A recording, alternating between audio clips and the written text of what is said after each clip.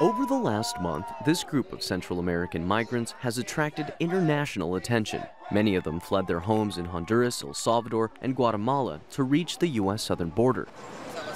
But only a few steps away from where the so-called migrant caravan has camped outside the border crossing, dozens of other migrants share similar hopes of reaching a safe place to live.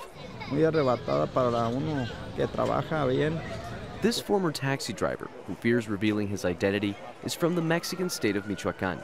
Now camping under a plastic tarp with his wife and children, he says he was forced from his home after 18 of his colleagues were killed by criminal groups over a span of 2 months. You can't work at night anymore because you might get shot.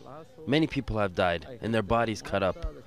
There have been shootings between criminals where many children lost their lives.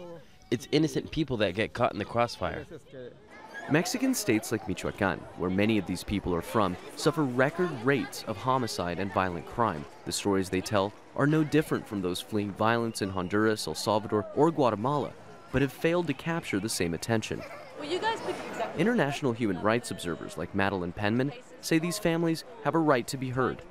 Both Mexican asylum seekers and Central American asylum seekers fleeing situations where their lives are at risk. We think that a few dozen families is not a threat to the United States, is not in any way a criminal act, and it is not a crime to seek asylum in the United States, especially when your life is at risk. The migrant caravan has become the topic of fierce debate among American politicians and media pundits, but residents of Tijuana are accustomed to seeing a constant flow of individuals seeking asylum to the U.S. throughout the year. It may range from a few dozen to several thousands at a time. While these asylum seekers from Mexico and Central America continue to wait outside the U.S. border for their names to be called, record levels of violence in their home countries ensures that thousands more will take their place after the cameras have gone. Manuel, Rapalo, Al Jazeera, Tijuana.